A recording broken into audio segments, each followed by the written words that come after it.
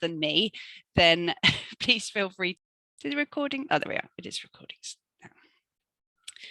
So thank you very much, everyone, for joining today. Welcome to the first meeting of the Wales Allotment Forum. It's being hosted by Social Farms and Gardens as part of our Resilient Green Spaces programme, which is funded through the Welsh Government Rural Communities Rural Development Programme 2014 to 2020 and administered by the Welsh Government and the European Union. So I am Nick Perkins, and I'm going to be your host for today. Anne-Marie is also from Social Farms and Gardens, and she's going to help me co-host.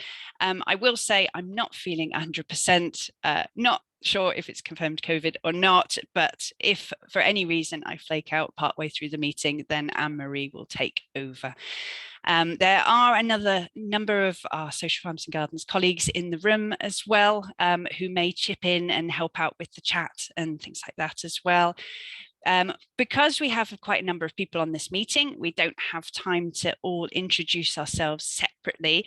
So, but do feel free to put any messages in the chat as the meeting is going on. What I'd like to start off with, though, is a poll. Hang on, if I can. Oh, right. Anne-Marie, I've just clicked on poll and it says you're logged in from another device. So my polling is now inactive, which is a really great start. Can you share the poll?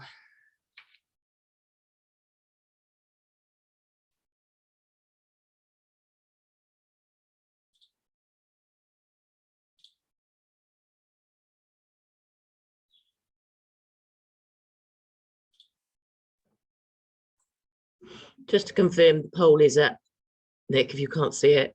Oh, why can't I see it then? It happened to me before when I was hosting. Really? Yeah, so, okay. Thank you very much, Lucy. It closed before I submitted. Can we answer more than one there? It's single choice. So if you could please just focus on which you feel you're most linked with.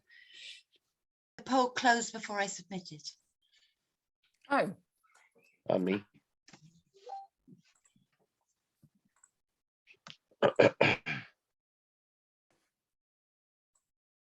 Very sorry. We've obviously got a lot of gremlins this morning. It's open again, so that's good. It's open again. Okay, so I can't see the poll at all, so I'm completely thrown. But the first question is, where are you from? So I'm just trying to get an idea of the types of people that are on this meeting today. So yeah, it just helps with our understanding and who we're pitching the meeting at. So Anne-Marie, you'll have to lead on sharing the results as I can see nothing. I'll close after this and hopefully it'll open for the next ones will open for you. Is anyone struggling to answer the poll? There's only 30% that have managed to answer it. Is anyone struggling for any reason? Can you not see it? Not sure which button to click. Okay.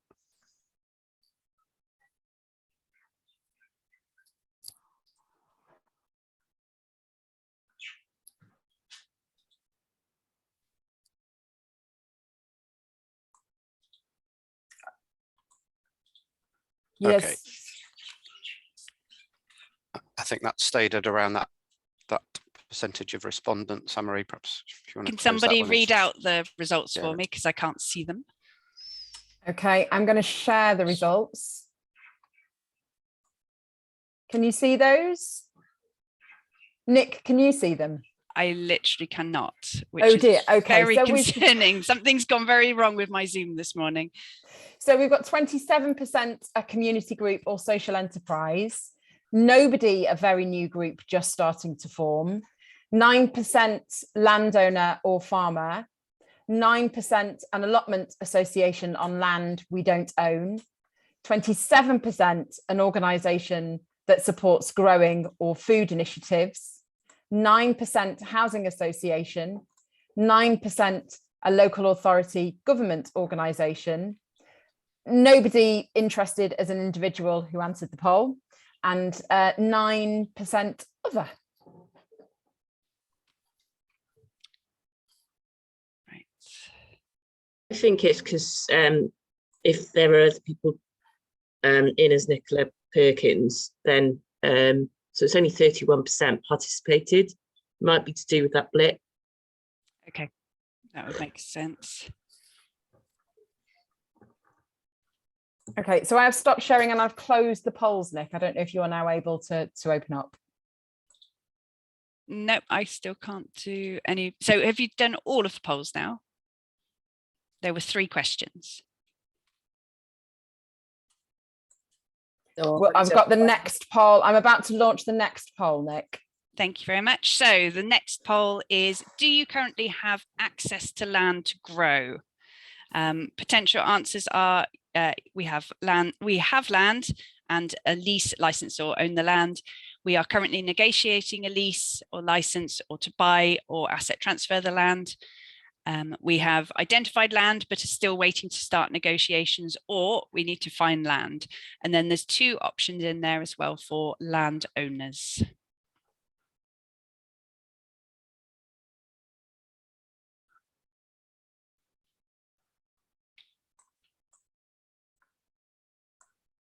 Thanks, everyone. Can I have a bit of a thumbs up on screen? I can see most people, I think, that you've responded. Yeah, it looks like, thank you very much, everyone. Lovely. I'm going to end the poll and share the results. So we've got 33% that have land and a lease, license, or own the land. 17% negotiating the land. No one who responded to the poll have identified land but have still to start negotiations. 25% to find land, and 17% of landowners who own land that people could grow on but want to find interested people, and 8% other. So we've got no one who answered the poll who are landowners who have land that is currently being grown on by a group. That's no one from that section who answered the poll.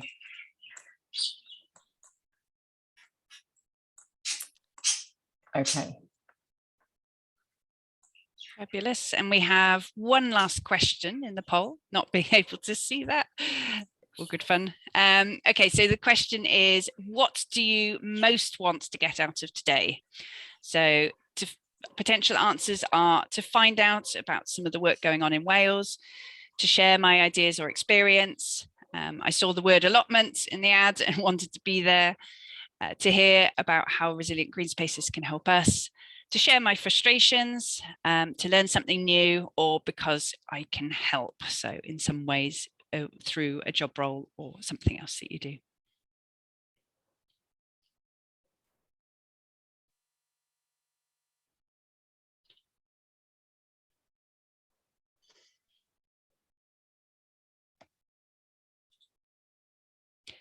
Thanks, Cody, for putting that comment in the chat around why you clicked other. That's really helpful.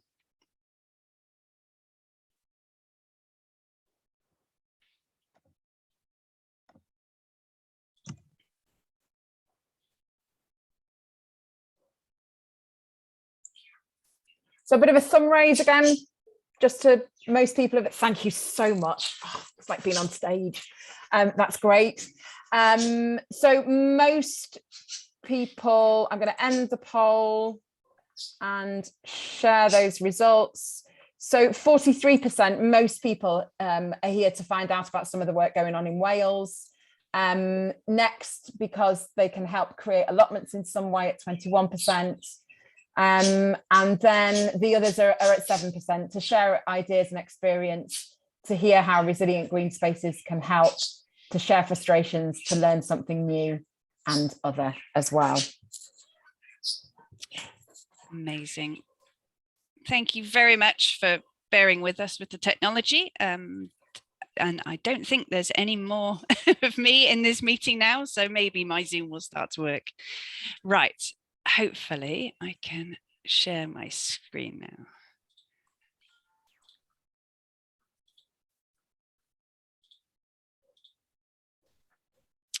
Okay, so just a very quick sort of setting the scene, couple of slides from me. So just wanted to sort of explain the focus that we've got for today. So we're going to focus on community-led allotments. So meaning that this is run by the community for the benefits of the community, and this is additional to local authority allotment provision. So it doesn't mean that if you are from connected, either growing on local authority land or connected with a local authority allotment association, that we would absolutely love you to be in this meeting as well, because there's lots that can be learnt and shared. And I'll come on to cover a little bit about what Resilient Green Spaces is going to be covering later on. Land is owned by the community or leased from a private landowner or farmer. It can also be owned by the local authority. Each allotment plot is for the benefit of 1 or 2 individuals or a family. So this is slightly different from a community growing project, although a community growing project could count as 1 allotment plot. We are keen to get many people from all different types of allotments involved in these meetings, plus enablers, so local authorities, towns and community councils, and roles such as sustainable food places officers who can share ideas, knowledge and experience. So what is an allotment plot? So allotment plots were traditionally around 250 meters squared, which is absolutely massive by today's standards. More commonly now, plots have moved down to half-size plots, so 120 meters squared, or even quarter-size plots, which 60 meters squared, which is much more manageable for a family, particularly where individuals are working and have other commitments. Something that we're really keen on within Resilient Green Spaces is microplots, and they're becoming more widely recognised now. So this is anything from around sort of 3 meters squared, so 8 foot by 4 foot. And this can actually grow a surplus for one person if you use the space well. So just thinking about people that maybe are on this call that want to develop community growing opportunities, and how does this relate to allotments? Well, the way that we see it is microplots particularly are a way for people that are currently participating in communal growing to basically progress once they've developed their skills and knowledge in growing. So the idea of having a plot, so a small piece of land can be very, can and be motivated by growing veg. It isn't necessary to the detriment of work being done on a communal plot, and it could actually be done in addition. Most allotment plots have some type of communal facilities, so it's certainly not growing in isolation. And the idea that equipment, gatherings, and formal and informal peer support can also be offered at the same time as potentially community growing. So in terms of the Welsh Allotment Forum, so the meeting that we're hosting today, so we see it as for the community, so landowning and land managing individuals, along with local authorities, private and third sector, and other organisations who want to support the development of allotment sites across the nation. This includes supporting those groups currently seeking or negotiating to access land. We want, in terms of why, we want to develop and share good practice from across Wales in managing and meeting allotment demand, to share ideas to help and enable those wanting to create new allotment sites, however big or small. So we have this concept of a number of plots, but there's certainly no sort of stipulation in terms of how big a site needs to be to class as an allotment site. So in terms of what allotment sites should be accessible to all, this includes the provision of adequate facilities, accessible and safe site locations, and a range of plot sizes, just to basically cater for all abilities and wants as well, depending how much time people have got to spend on site. Sites should also foster positive and proactive relationships with their local community, and it really should be seen as a community asset. And just to mention links that I'm sure you're all aware of is that allotments contribute to the health and well-being of the local community. They deliver improved biodiversity and green infrastructure and wildlife corridors, and they help build food resilience with an opportunity to mitigate against food poverty. So I will just stop my screen share now, if I can get off. Okay, so I'd very much like to introduce our first speaker of today. If I can see him on the screen somewhere.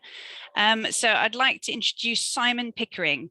So his job title is a bit of a mouthful. He's head of designated landscapes and countryside access within the Landscapes, Nature and Forestry Division of Welsh Government. And he's going to talk a little bit about the importance of allotments across Wales and the work that they've been doing with local authorities to increase allotment provision. So what I do need to do is make Simon available to screen share, if that works. Lovely, thank you, Nicola. Good morning, everyone. Let's see how we're going. I think that's working, is it? Yep. So that's good. It's a good start.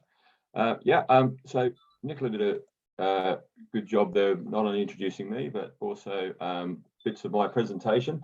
But there we are. That's who we are and where we are today. So we'll move on from Simon, that. just to say, we can just see the slide sorter rather than the actual presentation. So Okay, all right. See how I can rectify that. if it's easier for me to share it, then that's not a problem. Let's do that, Nicola. Okie dokie.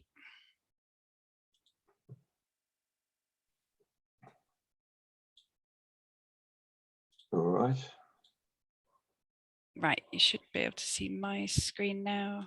Yeah, so we'll move on to the second slide. Thanks, Nicola. Yeah, so just a quick overview of my short presentation today. Just a bit of background on to who I am and my team and where we fit within the Welsh Government, and then moving on to a little bit about why Welsh Government support allotments, which will in large part be a repeat of some of all those lovely benefits that Nicola just mentioned in her introduction, but they are important and certainly recognised by Welsh Government. And then I'm going to focus on a program that my team's been operating for the last year with local authorities, which is the Allotment Support Grant. Just give a bit more background onto how that operates and what it's been seeking to do, and a few case studies from that maybe give a few people a few ideas about what is happening and the things that you might be able to do. Next slide, please, Nick. So just an introduction to my team. So effectively, we're one of the divisions within the Environment and Rural Affairs Department at Welsh Government. We report into the Minister for Climate Change, Julie James. And there's 4 branches within the team covering a range of activities, as you can see there, from forestry through plant health, and through sort of nature recovery and that sort of thing. My particular team, highlighted there in red, we've got 2 broad areas of focus. The first one is designated landscapes. That's a very specific and term that literally refers to national parks and areas of outstanding natural beauty. They're designated under legislation into those two types of landscape. And so we look after the policy and support of those. And then the second area is I've got the wrong title there. It should be sort of countryside access, not outdoor recreation. It's our former title. But we look after countryside access, which is policy and grant programs relating to sort of rights of way network and open access land. And then also work around green spaces, which includes allotments, but other things as well. We support a green flag program, which is around standards and accreditation for parks and other green spaces, similar to, people might be more familiar with Blue Flag. The green flag is the sort of outdoor green space equivalent of that. And then we've had a long and very successful partnership with Social Farms and Gardens with them on a number of areas, but one that we continue to support for a number of areas is the Community Land Advisory Service, in which they provide advice to community and other groups with regards to things such as land purchase and leases and all that sort of thing, all of which is very relevant to today. And we've also worked over the last few years with Social Farms and Gardens on a number of allotment projects as we begin to sort of build capacity within Wales and also explore and pilot some different approaches towards encouraging uptake and activity in this area. Allotments within Welsh Government sort of falls between a few different policy areas, really. So certainly my team looks at it. Certainly an area that the Food Division's increasingly interested in as well. And also there's other programs that are supported by so the Nature Policy and team as well in some of their grant programs. So it is one that sort of cuts across a number of policy areas, but one that my team's looked at for a few years. Next slide, thanks, Nick. So I won't spend too long on this because, as I mentioned, Nicola's done a good job of introducing the benefits of allotments. Certainly, government recognises the importance that they can play in areas of both of well-being in both sort of physical and mental health. So physical health in terms of not only the activity, but also potentially access to sort of improved food, nutritious food and that sort of thing, and also the mental health benefits of being outside and working with others and all that sort of thing as well. And that's recognised in government policy. And just to bring to people's attention, if they're not already aware, one of the key outliners of government policy is the Programme for Government, and that's essentially it's a document that outlines what the current government during the current Senate term is looking to achieve. It sets out both some well-being objectives, which a number of which investment and development of allotments fits into, and I pulled out one of the key ones of there that that the Welsh Government's general activities in terms of meeting its well-being objectives will try to deliver on things such as making cities, towns and villages even better places in which to live and work. Then the Programme for Government also goes on to list a number of specific commitments, and these essentially take forward sort of manifesto commitments, and that's other sorts of things that that political parties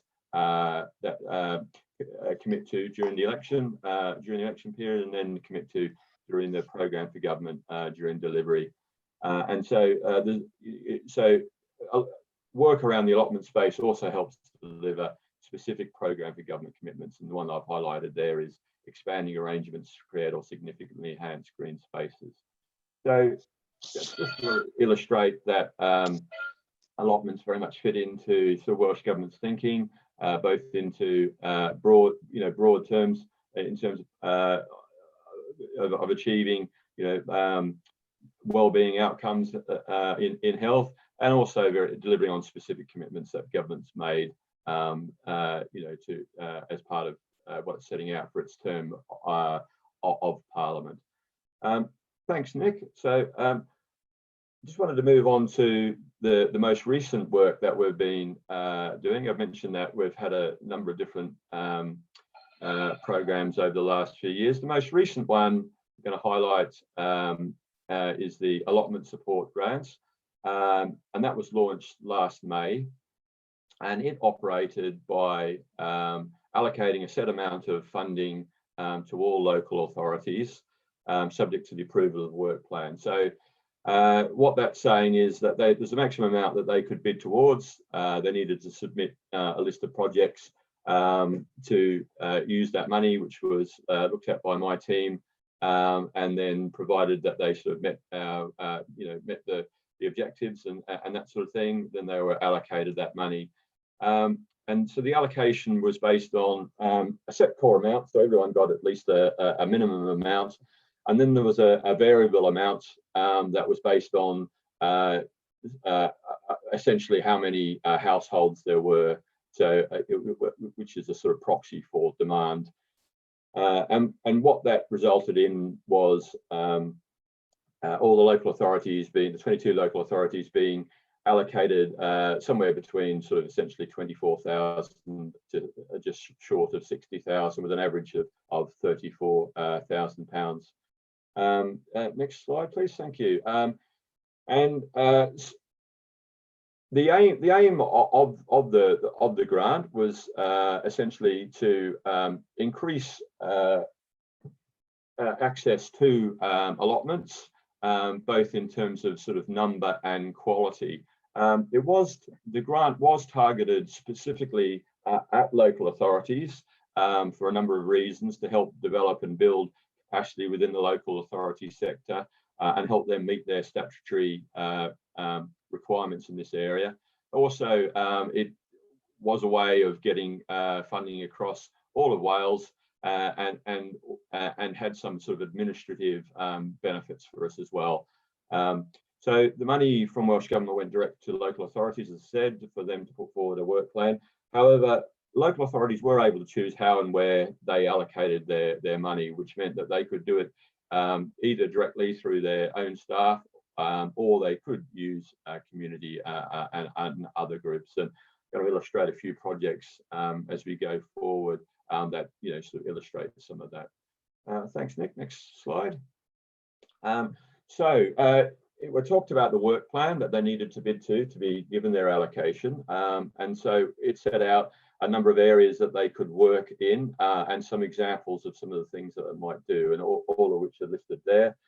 So, starting from the actual creation of new plots, so potentially buying or repurposing land, splitting plots. Importantly, bringing derelict plots back into use through things like site clearance and fencing work.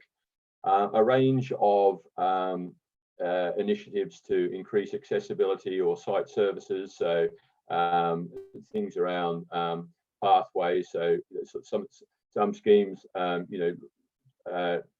put an improved surface on there to stop it sort of being, a muddy path into something that was better able to handle either or both people or vehicular traffic. Site services, so things around sort of installing water butts, new sheds, polytunnels, all those sorts of things were some of the things that were done as well. And an important point just there on the last one, which Nicola also touched on, the nature aspects of allotments. So work that helped allotments play their potential role in improving nature, through information or work around ponds and that sort of thing. Inns, for those who are not aware, that's invasive non-native species. So that's sort of weeds and pests and that sort of thing. So potentially dealing with those. Thank you. Yeah, so I'll just finish with a couple of case studies on what actually came out of the programme. So I've got three to share with you. The first of which was in Conwy, on Owain Glyndŵr allotments in Kinmel Bay, Conwy, and it converted an old play park into a community allotment garden. And is an example of one of the larger projects that we funded under the scheme. So it received funding of around 40,000, including a £10,000 contribution from the local authority itself. Next slide, thanks. And just a run through of some of the work there. So the scale of the project required quite a bit of planning, had to strip out the overgrowth and some of the old play park amenities, tackle fencing, and then constructed raised beds. See a picture of that in a moment. Deal with prepare the soil, and then purchase and install a number of pieces of equipment and facilities and that sort of thing, from furniture to storages and that sort of thing, as well as looking at water supply and power as well. So next slide. So that's basically what it did. So there we are. That's what was before, sort of an overgrown sort of former sort of park stroke public place. And then next one, thanks Nick. And where we ended up was with a better amenity. I think we've got one more, have we, Nick? Close. Well, I can't remember if I've got two slides in on this one or not. No, just that one. But we went back to, so we got there the raised beds and for growing and everything else, as well as turning it into a public amenity for with the park benches and that sort of thing as well. Okay, thanks Nick. Next one. So the second case study confusingly named case study 1 again. This is actually case study 2 in Gwynedd, this time in Pwllheli, Gerthy, Tan and Marianne. And in this time, the council worked collaboratively with its learning disability service to create an editable garden and an allotment from, again, a piece of underused land. And it was neighbouring a number of facilities, including a care home and a housing association residential estate. And we'll see that in a moment. So, you know, again, this is a smaller cost project, a bit more typical of a number of the projects that were in there. Again, mainly from the Welsh Government funding, but there was a local authority contribution. So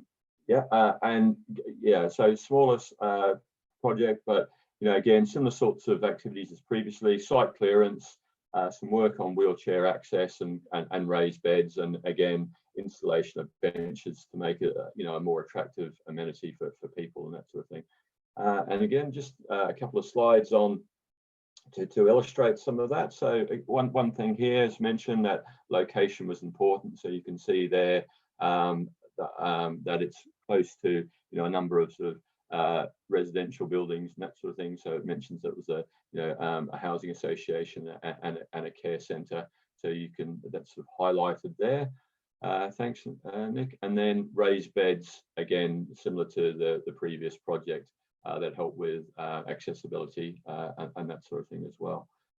Thanks, Nick. And one more, case study 3 in Newport, a bit more of an urban project, and one which illustrates, you know, some of the sort of specialist skills that, you know, that a local authority can bring to a project that, you know, that community groups may not be able to access immediately. But also the different types of things that they potentially need to be handled to deliver in this area. So this is Capel Crescent allotments. You know, similar to some of the previous project, it was clearing some overgrown area. But importantly here, you know, it did need to deal with a lot of fly tip material, including syringes and needles. So, you know, some particularly challenges as far as that's concerned. Again, this one cost around £5,000. Nick, if we move on, please. And again, so just an emphasis of some of the specialist skills that were needed with this one. So the Newport put in a lot of its own staff time in terms of this one, and you know, they had specialist skills and equipment, so ballistic, you know, overalls, and people would be able to go, people wearing that sort of protective equipment to be able to go in and remove syringes and dispose of them appropriately. And again, the site itself needed, you know, quite significant work using excavation with the JCB that required, you know, a lot of material to be removed and that sort of thing. But you know, the net result was it was able to create an additional, so new 1 to 2 plots, and then bring verges back into use for existing plots. So expand the space that existing users could access as well. Photos aren't brilliant on this one, but hopefully they give you some idea. Sort of starting at a very overgrown space there, and then moving to a little difficult to see, but you know, a prepared bed, prepared area there where it's all been dealt with. Okay, I think that's me done. So thank you very much. I should have got my excuses in early. I wasn't the lead on the project as a member of my team who doesn't work Wednesday, so the baton's been passed to me. So you know, I'll potentially do my best to field any questions should there be any. Yeah, are there any burning questions for Simon or? There was a few in the chat, and I just wonder, Simon, is it possible that you might be able to provide the list of who did take funding from you for the allotment creation and what their intended proposals were? There was just a few people obviously commenting that they hadn't seen it from their local authority end. Is it something that could be published or shared? Yeah, we'll be able to provide that list. 21 of the 22 authorities took the funding. I'm pretty sure it was Anglesey was the one that was the only one that didn't take the money. Not all in the end spent their full allocation either, although I think we in the end was about 3/4 of the total amount spent. But absolutely, might need to remind me, Gary or Nick, but we can prepare a list of how much went to each authority and a high level. We don't have a sort of we're only close to we're only a few weeks since final projects came in, so we certainly don't have a comprehensive report. But definitely we can share details of the amount allocated to authorities, and hopefully should be able to indicate the titles of projects undertaken. Yeah, no, that'd be great, and I think people can then approach the local authorities directly and just ask questions if they want to sort of find out a little bit more. That'd be perfect. Thank you. Okay, I appreciate there's quite a few questions in the chat. Should we just take a quick question from Dawn? I'm a little bit mindful of time because of our technical glitches at the beginning. Over to Dawn.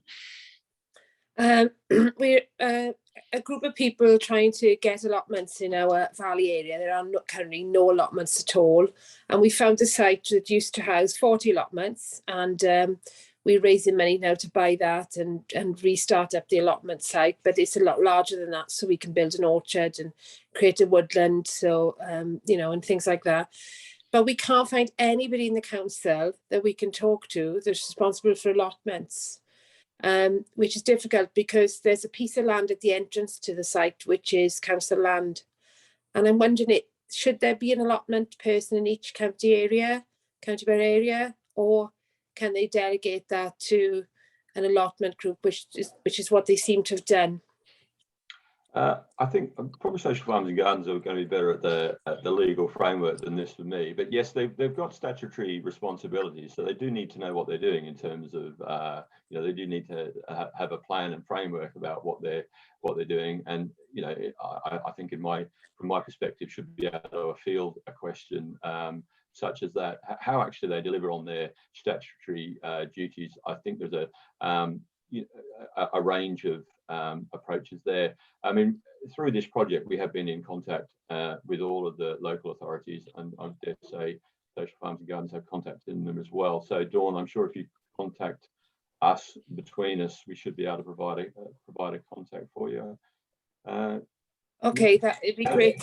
I know Social Farms and Gardens have an email that says info@Bridgen, so I have inquired with them. But if you think that you've definitely got a person that you've been talking to, that would really help us to move forward. Thanks very much. Okay. Thanks, Dawn.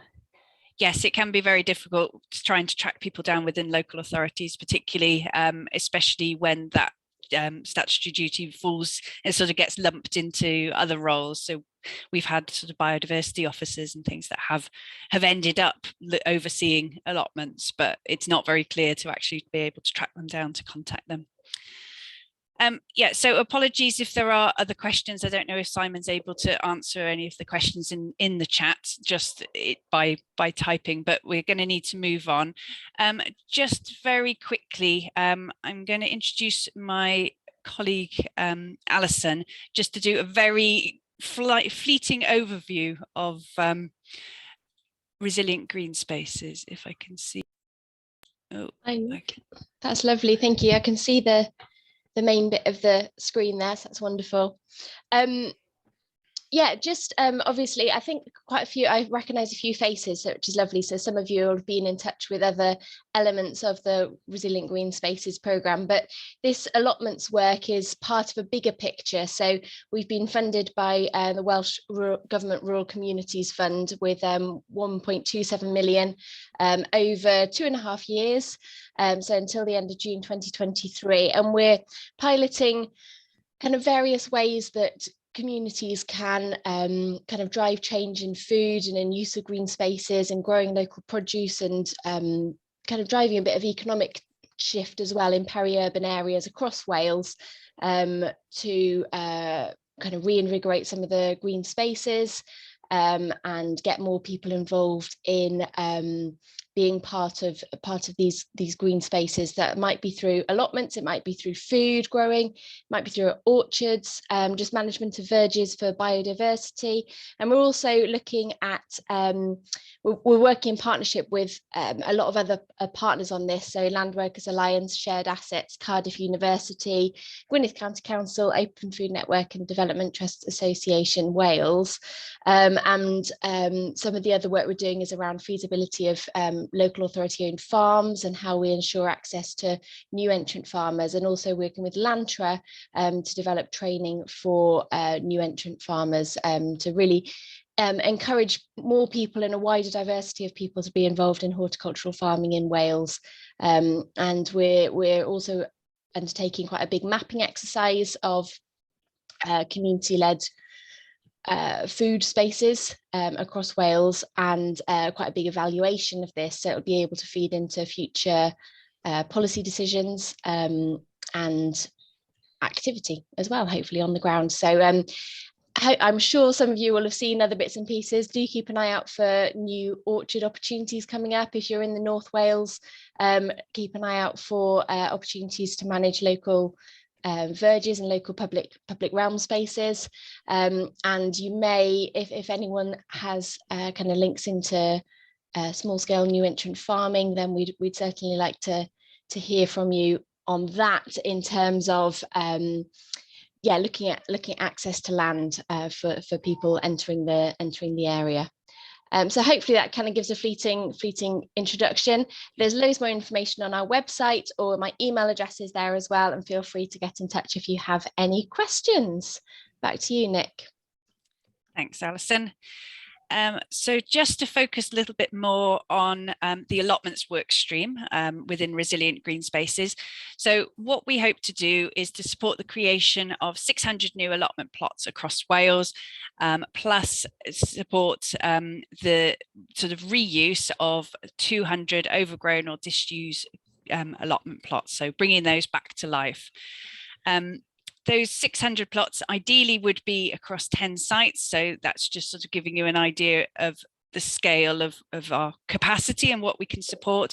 But we'd love to see 5 of those sites ideally being on farm holdings. So our aspiration is to work with private landowners and farmers to try and see whether we can develop those links with the community, and whether there's interest to access some of that neighbouring farmland.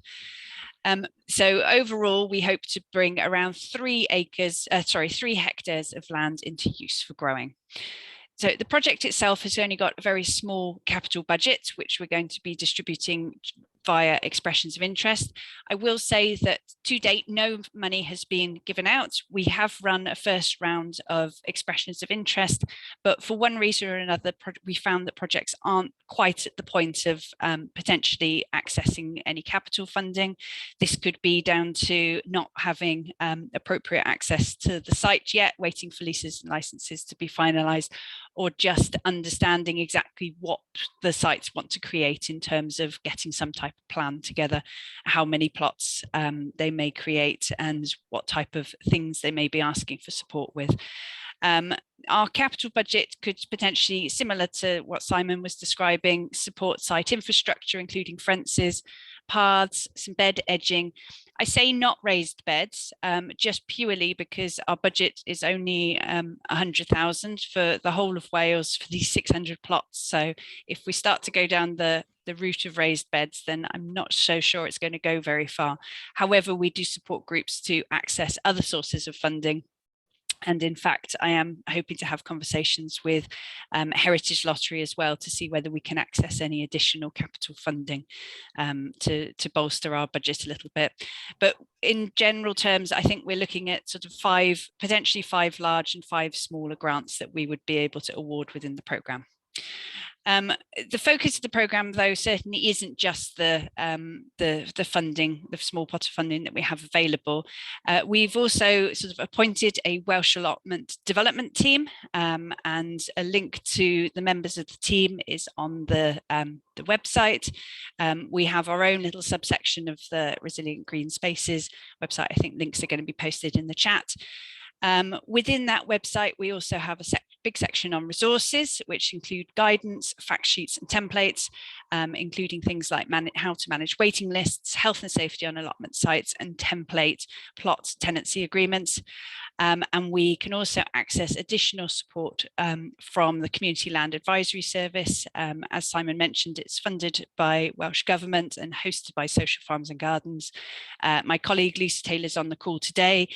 Unfortunately, we don't have enough time to cover that in much more detail, but again, we'll be posting a link in the chat now so people can get free support and advice around accessing land.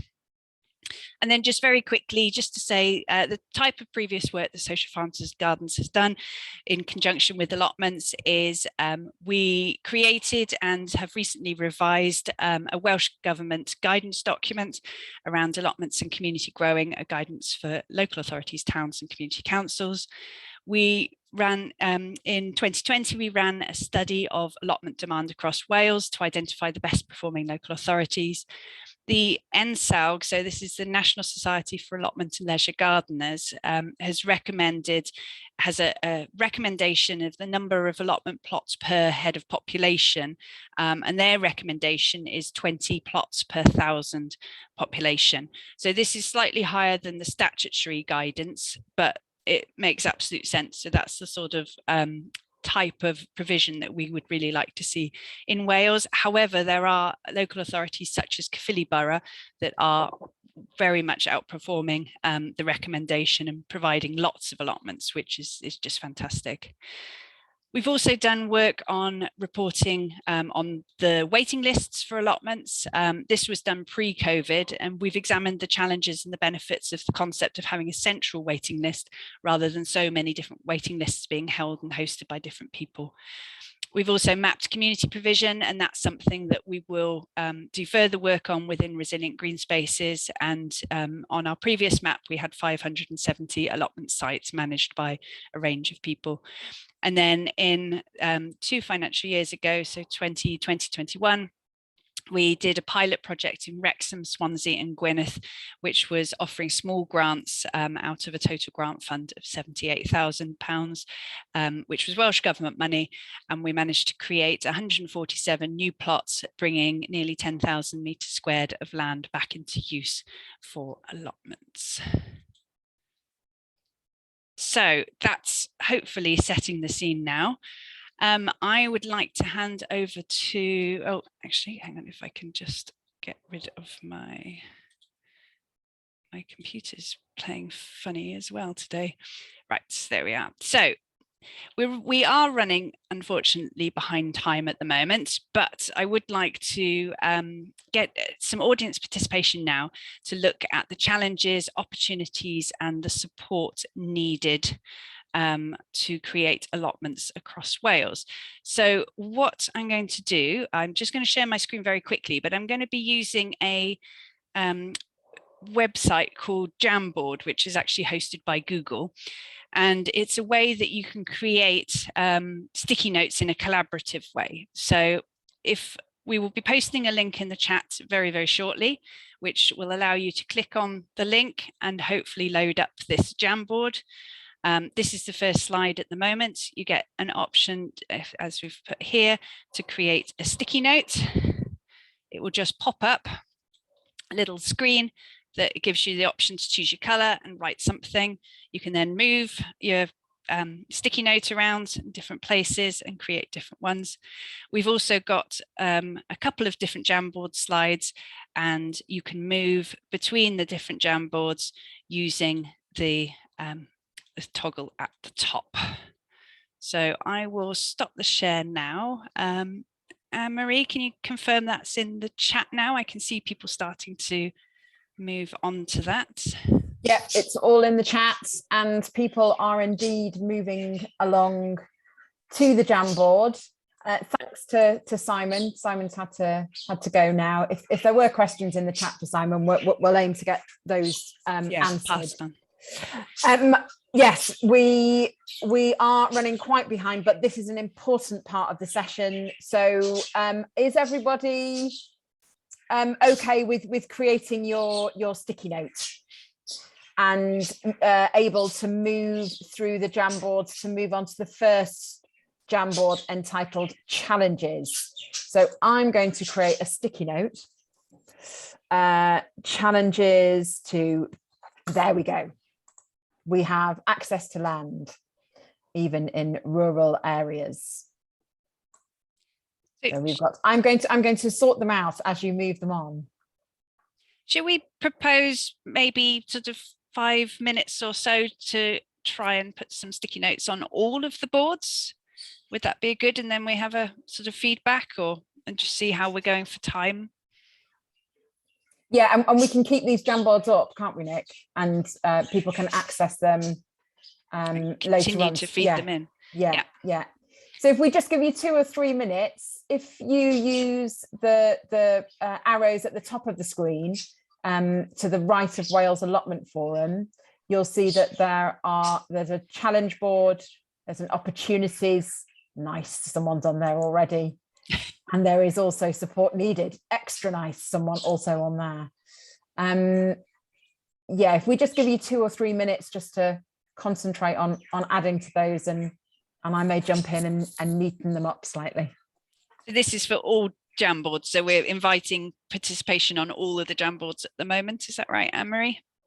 2 or 3 minutes is quite intense. And if anyone's struggling accessing them, do give us a shout and we'll try and help you work your way there. If not, post your points in the chat and we can drop them into sticky notes on the Jamboard as well. So there's 4 Jamboards. The first one is just the introduction of, so it's the second, third, 4th and 5th. Yeah. So the opportunities, support that's needed, and challenges is getting busy, which is great.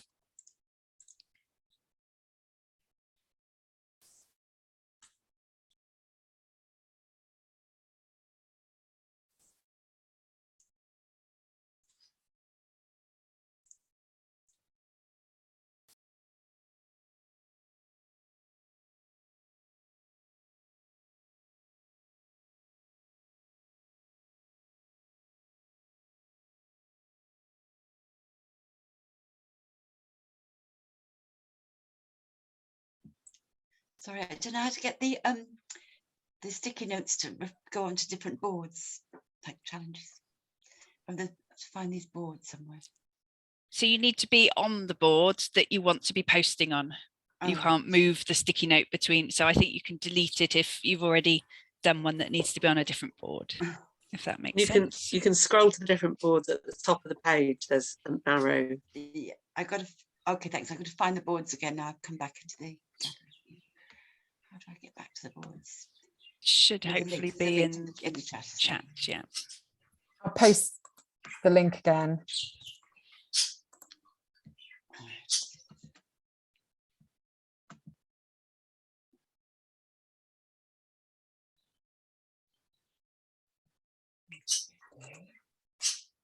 So challenges is really getting full. That's great, and there are some on the initial slide that we can move around, and thanks to whomever wrote the green post-it with challenges very clearly written on it. That's great. Challenges is getting quite full. Opportunities, if you've not yet popped something on the support needed, perhaps you could move on to onto that now. We've got access, assistance, finances.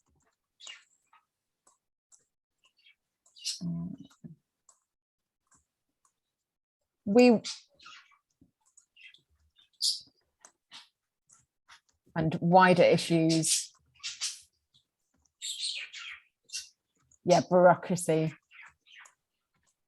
And thanks, Kerry, for your comment in the chat. I will try and pop it on a Jamboard for you. Anybody else that is struggling, then do something similar. Oh.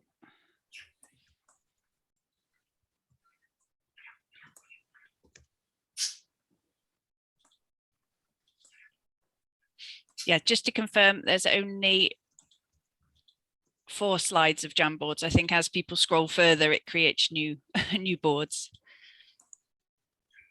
Filling up nicely.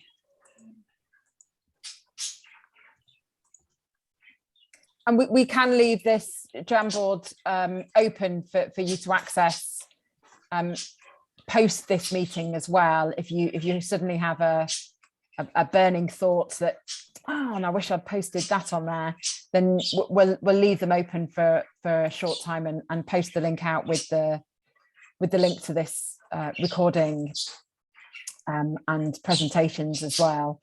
And then we'll close it after a certain period of time and bring all this information together. But this is really great. Thank you very much. Yes, and I'm sorry we're not able to do in person, but we will later on down the line.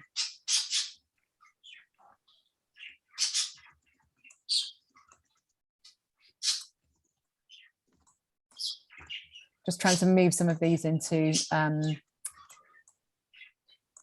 areas. Perhaps I shall leave that until.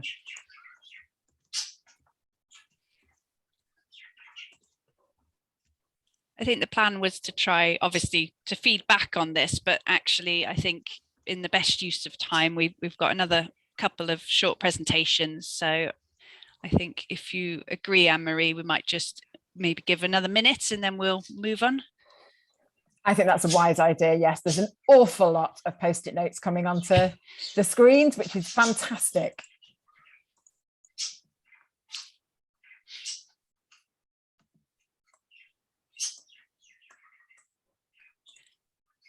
But yes, we'll need a bit of going through.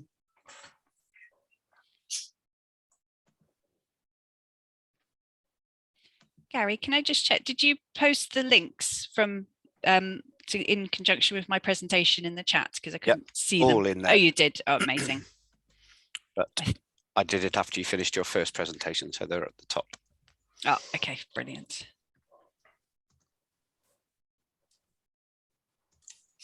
But again, we can post those out with the follow-up to this session. Yes, absolutely.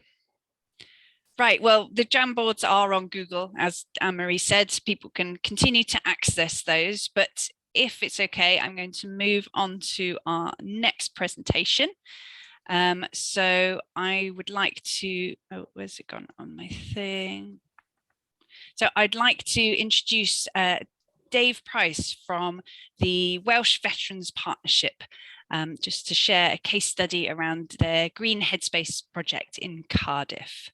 So, hello. Hi, right, my name's Dave Price. I'm the coordinator for the Welsh Veterans Partnership here in Cardiff. We're a Welsh Veterans project that provide housing pathways, housing, low-cost affordable housing for veterans and service families that have been injured in conflict and or leaving the armed forces at the end of their time. So we work with the veterans communities, local authorities, and we're right in, we found the model that we've developed is where we work with local authorities on new builds. We get an allocation due to the military covenant for our veterans and service families. It's been very, over the last 6 years, that's what we've concentrated on. But something that's come through long, over that period is the absolute need and requirement for well-being aspects. So you can't just supply somebody with a property.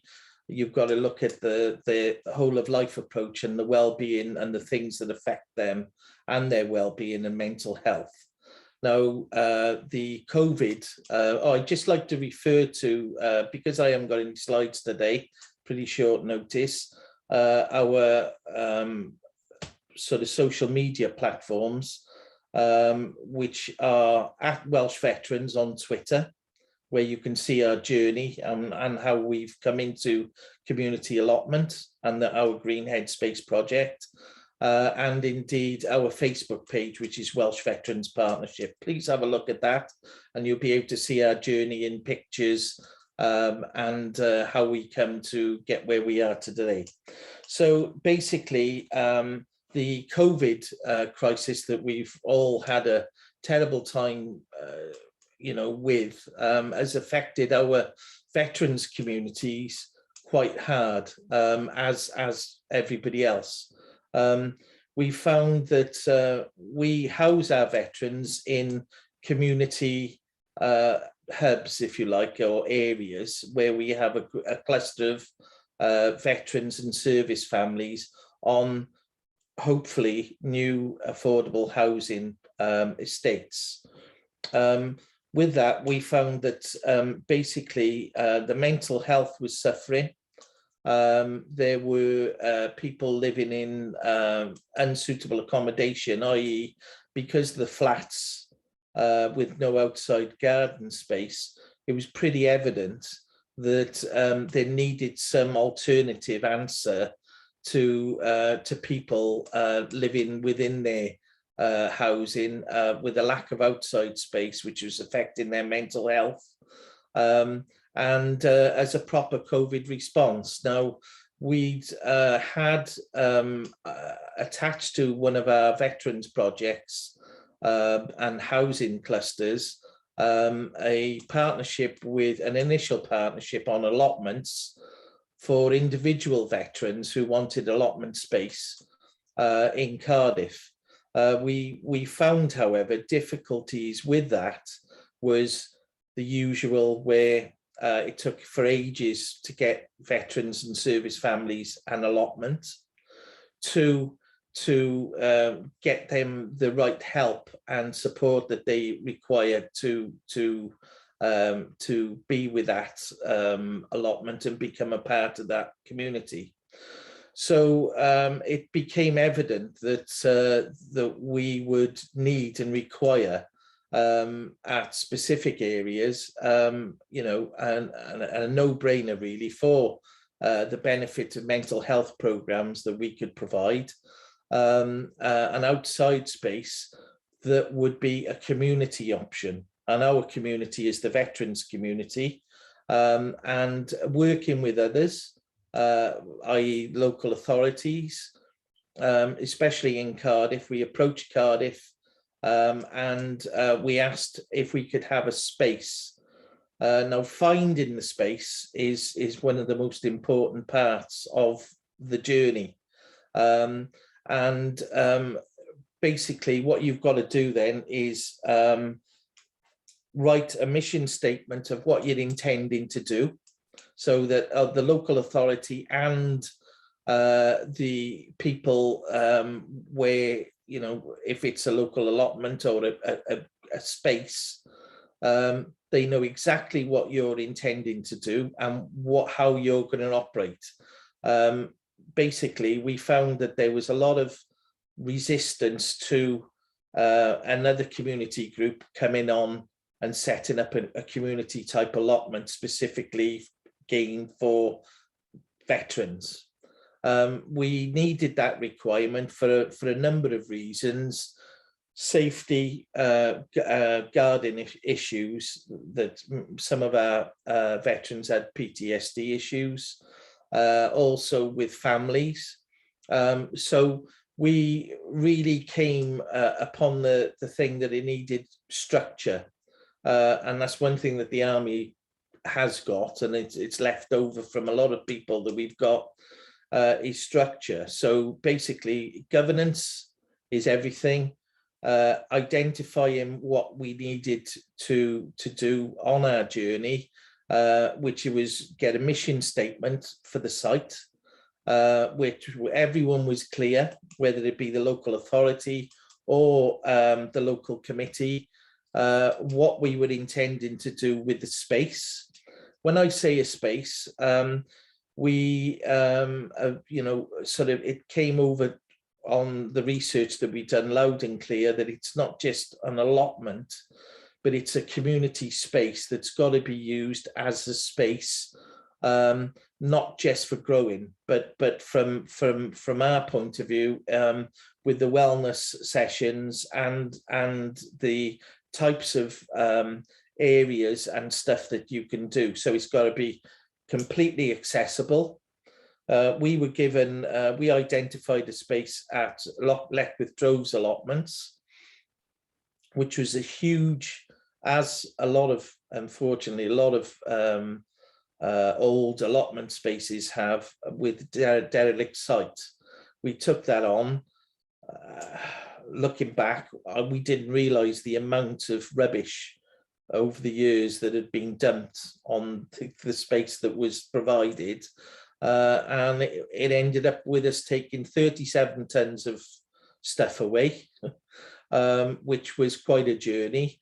But we were able to get our core members, which we'd identified who wanted to be involved in the group, to participate and have that as a part of the journey to creating what is now the Green Headspace. So as I say, keep referring back to our Facebook page and our Twitter. If you can look on there, you'll see all the photographs and everything of our journey. So the development of that, basically we had, certain factors that we were looking to do.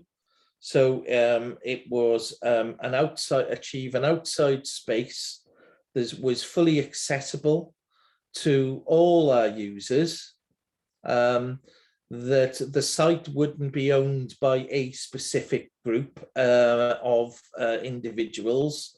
There would be a consensus formed and a mission statement right at the start of what you were intending to do and how you were going to proceed with the governance of the site. And I think that that's one of the major things that should be laid out. Moving on to that, we've gone on to phase 3 now. We've done, so the build was very important. Identifying the site was very important, because if you get that wrong right at the beginning, that is a real major thing that can, factor that can give you big problems. So basically, getting people involved with that and on board with the journey, we organise site visits from local authority, from the local councillor who had, I noticed that some of your colleagues and some of the people were saying that they had difficulties with approaching the local authority. If you go onto the local authority website and find out, there's a cabinet support sort of within each department, within each local authority. And then you can ask then who has got the cabinet or the responsibility within cabinet, usually has that been added onto their portfolio. And then you can start chasing that individual to, one, come down for a visit, to engage with you. It does work very much so. So basically we got the local authority on board. They were fully aware that what we were intending to do. And then we did the planning of the site.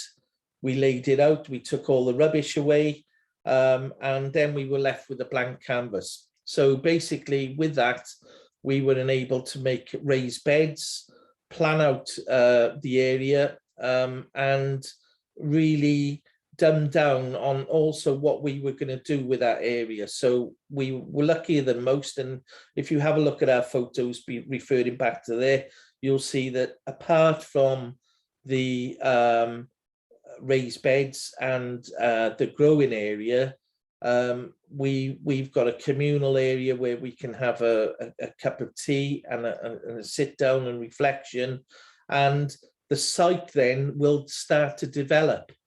And when that site develops within the community, you find that there are different areas that mean different things to different people. And gradually, and I've been really amazed how people take ownership of that particular part of a project, and engage with for the benefit of the whole community, because they're always referring back to the mission statement of what we're all trying to achieve. So that was really positive. We found that the allotment really has helped with well-being and sort of engagement, increased engagement of veterans and service families, and help with their transition. Also, you know, we've had people from the local allotment community coming on, giving bits of advice, which have been well taken on board. You know, we've got them enthused with our vision. The green headspace, as you'll see if you go onto the platforms, is growing from strength to strength. There is one amendment to that, is that we've worked with Welsh Government on development and the military covenant to the development of housing projects throughout Wales, where veterans and service families have an allocation of those properties. Now, we've been able to do that because we've been involved with the build right from the early stages, where the developers buy a bit of land, and indeed we've been able to, working with our partners at Cardiff Council and Cadwyn and other housing associations, and also developers, whether it be in Lovells or Tyrian Homes in our case, where the developers, when they're buying a bit of land, it's written into the social responsibility part of the contract with the local authority that they will provide a green space for a community allotment on the site. So a real benefit that has come out of us having a small idea for a green headspace project has blossomed into now, where you've got developers and local authorities working together and understanding that, look, you know, if they're building and using old brownfield sites, they can use raised beds if they can't use the earth and that type of thing. There are alternatives, and they can write it into the social responsibility aspect of the bid, and therefore there's funding which is made available by the developers, and the local authority then can get in. It improves community cohesion, it improves the development of the site and the well-being generally, and my way of looking at things, and the group that we've done, and people are looking at the model and saying, well, do you know what I mean, that's a really, really good way of you know, the bigger picture and fulfilling social responsibility without having to throw lots of money, you know, and local authorities, you know, everything is finite, and it's really good if we can get the developers and the local authorities working together with community groups to provide a new outlook and a fresh way of looking at things. Dave, sorry, can I interrupt then? We are very short of time now because of our issues at the beginning, but I will say I had a lovely conversation with you on Monday, didn't we, about exactly what you're talking about, and around working with local authorities and housing associations and developers to look at these community benefit clauses and incorporating this into all new developments. And absolutely, if I can, well, thank you for your presentation, and suggest that everybody does look up your social links, because there's a lot of very good work that you're doing, and you've got a lot of aspirations for increasing the number of sites as well that you're working on across Cardiff. I think that sort of leads us on, and certainly what you were hinting at the end of your presentation around working in partnership leads us on to our next Jamboard, which we're unfortunately not going to spend any time on, but if that could be posted in the chat by one of my wonderful helpers, we have got our next Jamboard is looking at two questions. So what can we do at a local level to increase allotment provision across Wales? And then thinking also about what role the forum can play.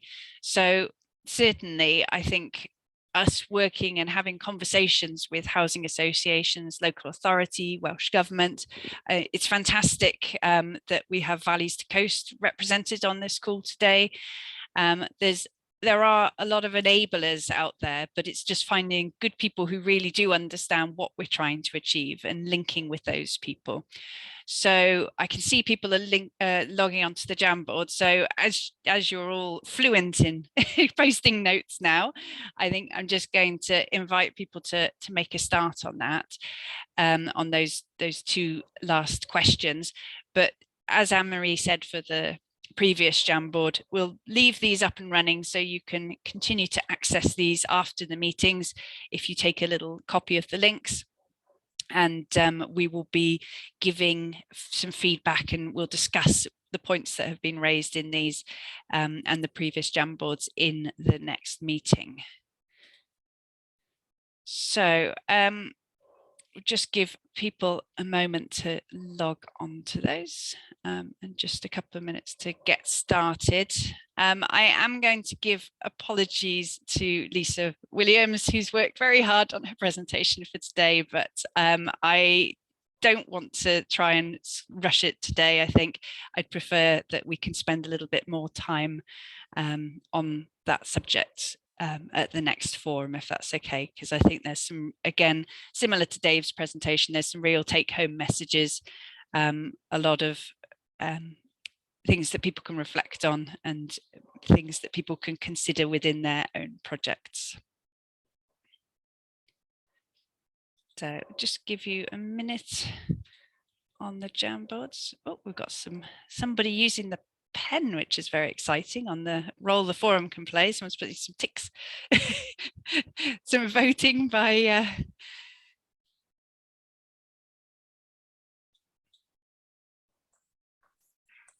It's great use of the Jamboards, and everyone's picked it up really quickly.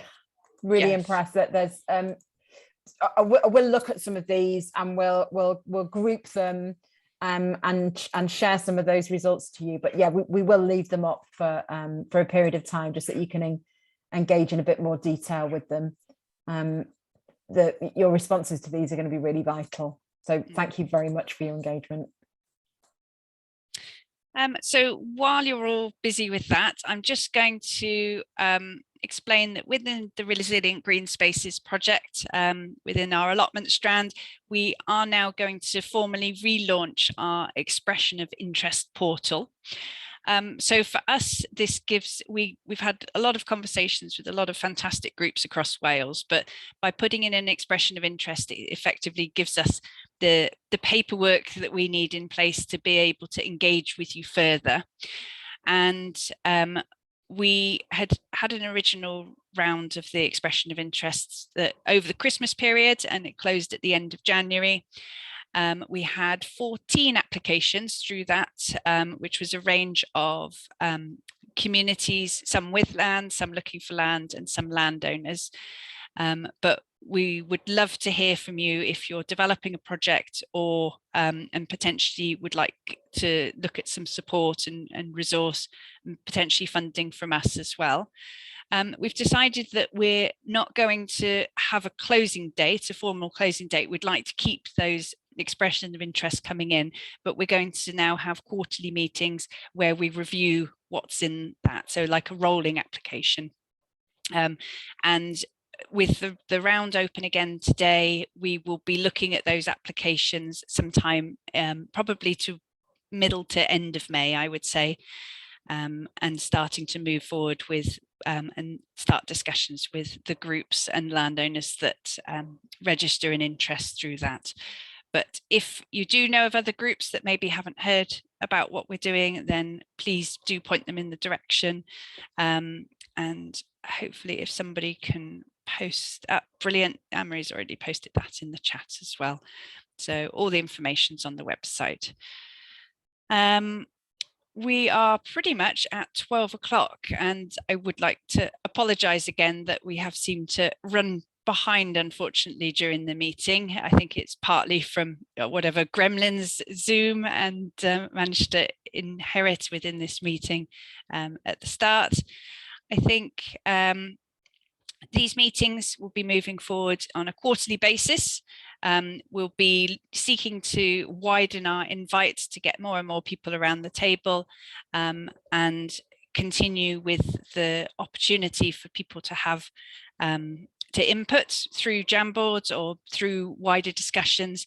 I think we may well look at having things like breakout rooms and more in-depth discussions next time. If anybody wants to make suggestions for people that they would like to see at this meeting, or any case studies or presentations, again, that we can use to demonstrate and share best practice, again, then please let me know. So are there any final words or comments or anything that anybody would like to make at this point? No, I think if there are any comments, then please put them in the chat. We will be saving the chat from today as well, for anything that's been useful in that. But otherwise, please do continue and on the Jamboards, and thank you very much for your attendance today. Thank you. Thank you very much for organising. Thanks. Bye. Thank you. Bye. Yeah, thanks. Thank you. Thank you very much. Thank you. Thanks, Dave, and apologies for cutting you a little short. No, I'll go on for 20 minutes if you let me. Thank you. Brilliant. Thank you again. Speak again. Thank you. Take care.